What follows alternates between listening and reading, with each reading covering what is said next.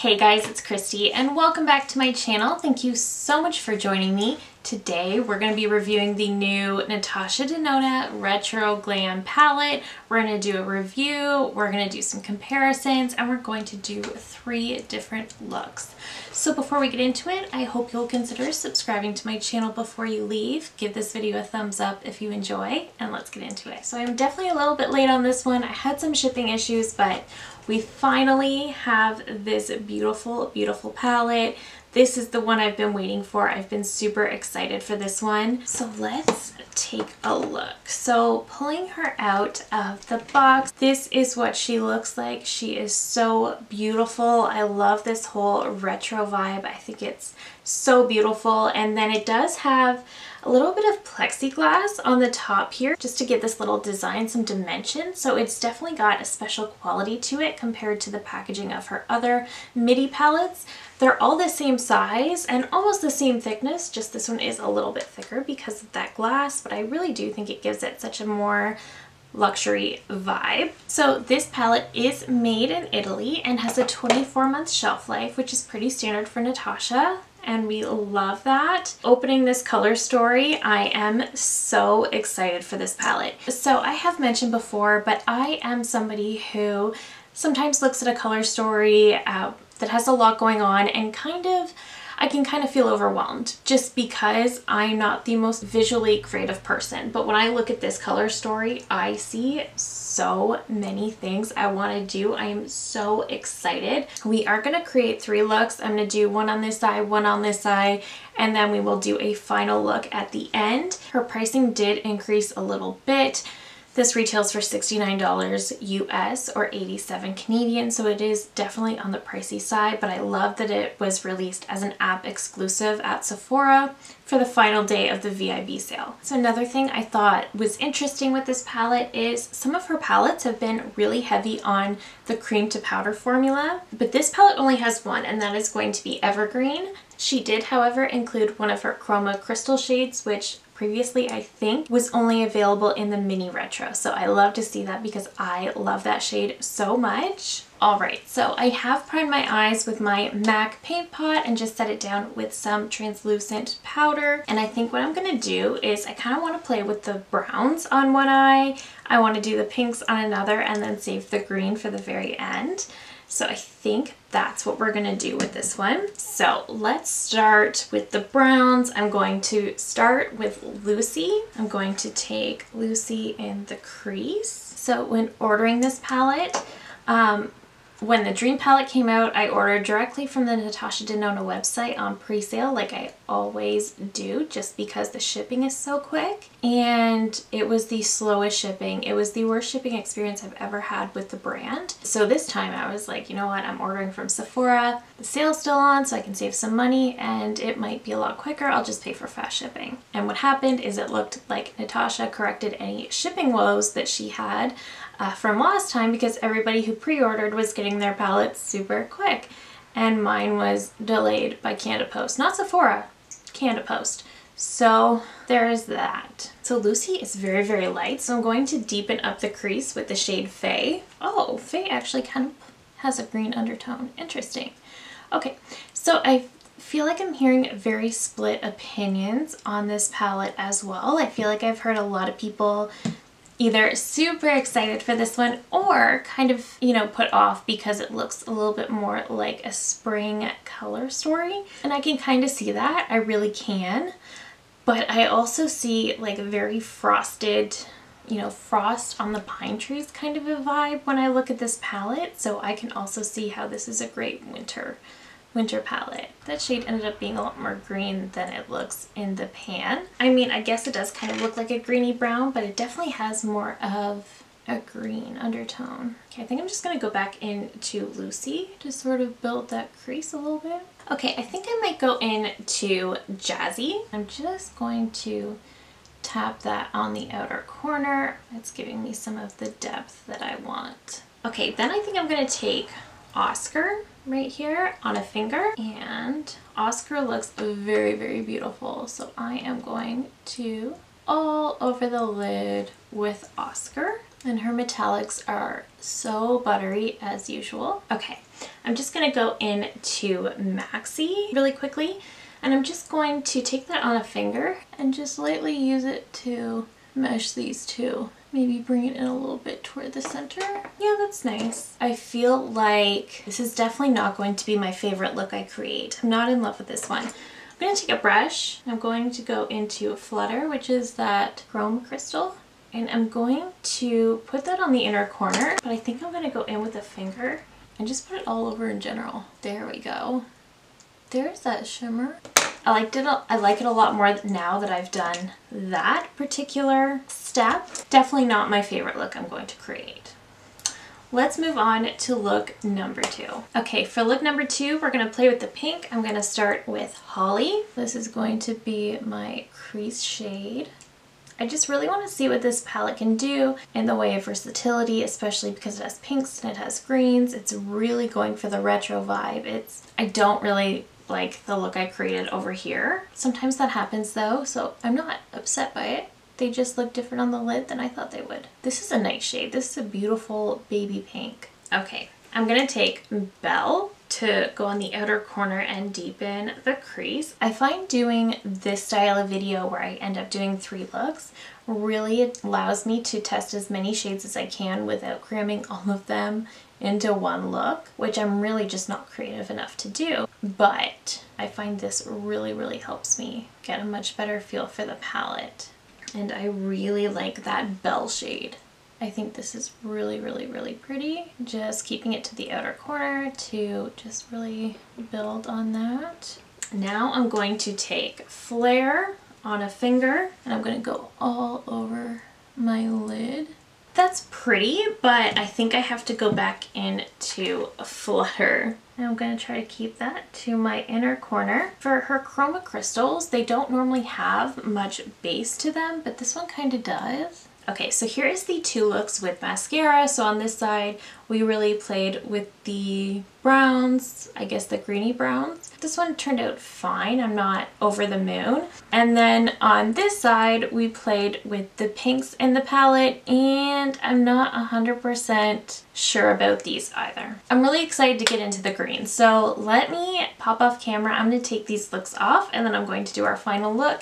And hopefully we like it better. All right, we are back. So let's get into creating the final look. I was going to use Faye for my crease shade, but because I haven't used Fringe, I think that's what I'm gonna do. This is a very bright, kind of pastel looking green. So I should mention, even though I did not like my first 2 looks, I do not think there's any issues with the color story of this palette so far. I think it's purely that maybe the color story isn't as simple as I thought it was. I definitely underestimated some of the shades. I thought they were more brown than green.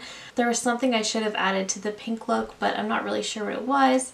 So it's not the formula of these shades at all. It's just I need to play with them more. And this is also, in my opinion, a very unique color story. You'll see when we look at comparisons, I don't have a ton. If you happen to catch my review of the new Makeup by Mario palette last week, I had so many comparisons, so many, and I felt so good about myself. And then this one, I really don't have a ton. I really don't. So that right there tells me that this color story is quite unique. So I definitely agree with those who find this to be a very spring palette. Kind of is, but I don't know, I see frosty winter as well. Maybe not like November, December vibes, but definitely January, February. Next, we're gonna go in with Sage, and I'm going to use that to deepen the outer corner and the crease. Okay, and Sage is coming off a little more teal. I'm just pushing this one deeper into the crease. This shade is definitely doing what I want it to do, which makes me really happy. I'm just gonna go into Evergreen, and I really want to concentrate this one on the outer corner. Yes, that is giving me more of that forest green. That Evergreen shade really gave me what I needed. I think I'm now gonna take Marlin on a finger because I've been dying to go into this shade. And I am just going to put it all over the lid, leaving the inner corner a little bit blank. I've been dying to play with Marlin. This is beautiful. Wow. Okay, I am so happy with that. That is really, really pretty. That is definitely as magical as I thought. So just for the sake of doing the very most, I'm going to try Oz, and I'm just going to put it right here where Marlin meets Evergreen, just to kind of mesh them together, and also so that I can say I tried every single shade in this palette. And that actually really did tie those shades together really well. Okay, I am so pleased. And from there, I just want to take Palladian, and I'm going to use that for my inner corner shade. I am going to try it with a brush first, but it's probably going to behave the best with a finger. That's kind of working. Let me pop off camera, I'll throw on some mascara, and I will be right back with some comparisons and my final thoughts. Alright guys, so let's talk about this palette. So this is the final look, and I love this one. I'm really excited about this one, but let's talk about the others. So the first two looks I created, I just did not like. These two shades, while beautiful, I wish this pink was maybe a touch darker so I really could create a really good cohesive look. Like I was trying to build this, but I wasn't getting very far. So I do wish there was a little bit more perhaps to that shade. However, I do think they're all very pretty, and I think in an effort to make it work really well, I'll just need to, combine the pink with the greens and things like that. Things that are a little bit more beyond my own creative scope, but that I've definitely seen photos of online. So I can definitely try to do something like that. That is the purpose of testing and reviewing as well. These brownie shades really surprised me. Definitely have a green undertone, especially Faye. So just keep that in mind if you're going to try creating a brown look like I did. Maybe that's not the move.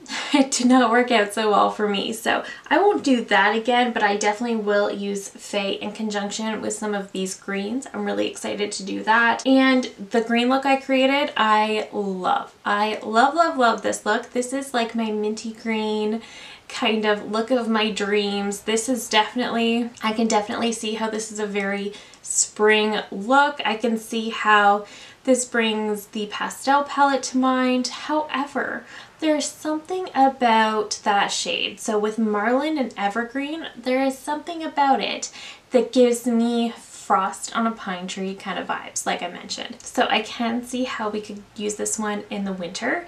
I do agree that it does not have a holiday vibe. So we did play with every single shade in here. What surprised me was the chroma crystal. If you look at the one from the mini retro, this one is transparent almost, but with just a very high shine. Whereas in here, this one actually does have a bit more, I don't want to say it's opaque because it's not, but it's definitely more of like an icy white. So that is different. I do think Marlin is a beautiful, beautiful metallic. I think Evergreen as a cream to powder is perfect. I think it worked really, really well. And I kind of like that there's only one cream to powder. While I do love that formula, it is kind of nice to just play with regular matte shadows. However, I do think if Belle was maybe a cream to powder, maybe I would be able to get more impact and create that pinky look that I was talking about. So there's that. So those are the things that I'm kind of thinking about. I love, love, love the metallics in here. She did not do those wrong. She didn't do the mattes wrong either. I'm just wondering, again, maybe this shade could have been a cream to powder and it would have more impact, more depth. There really isn't much depth you can get with the mattes in here. So that's one, I would say, downside in my opinion. Maybe not for everybody. For me, that's one thing I don't like.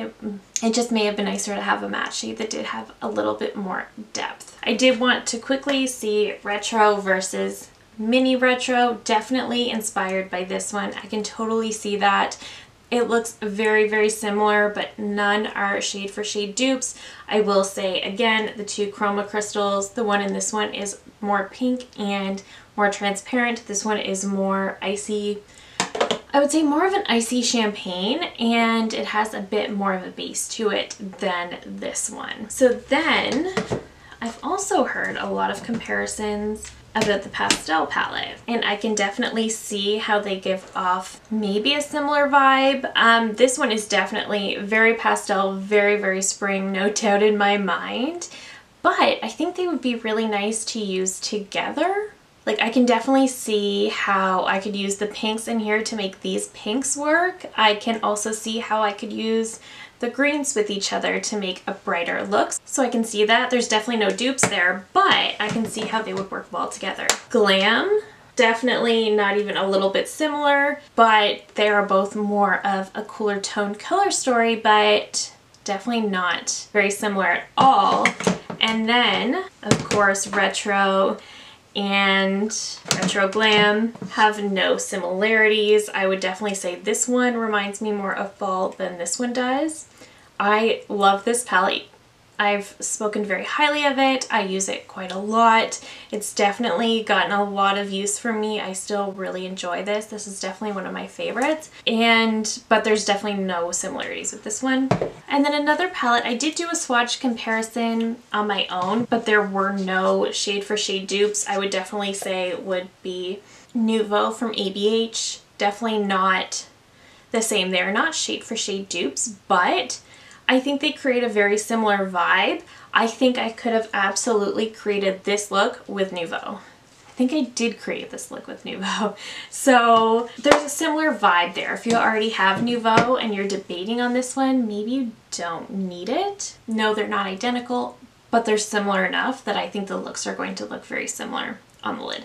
So I would say that. Other than that, I really don't have any palettes that really compare to this. This is definitely a very unique color story, especially for my collection. So I am glad that I picked this one up. I do tend to purchase all of her palettes, but this one I have absolutely no regrets. This one really does add to my collection. So I'm not sorry about that, and it definitely challenges me creatively because I thought when I looked at this palette I saw so many looks and I created them all, but they're not, but they did not turn out exactly how I thought they would. So there's that, but I do think it's a really beautiful palette. So overall, I think it's beautiful. The quality is great. While I think it's a gorgeous, gorgeous color story, it wasn't as easy as I thought it was going to be to create some looks. I do maybe need to step outside my comfort zone and try to combine different things. So I'm definitely going to be playing with this. I will of course update you guys at the end of the month in a speed reviews video. Overall, I think this is very, very beautiful. The quality is great. And if you can make this color story work, absolutely. If you can see what you want to do, absolutely. If you're a little bit more like me and maybe it's a little bit harder for you to look at a palette and know exactly what you want to do, then maybe this one is a pass. If you have Nouveau already and you're undecided about Retro Glam, maybe just play with Nouveau, because I think you're going to get a very similar vibe.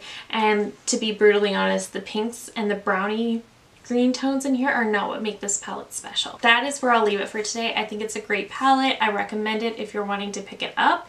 But if you're on the fence or you're unsure or you already have Nouveau, you just aren't sure about the color story, maybe this is one you pass on. That is it for me today. Thank you so very much for watching. I hope this video was helpful.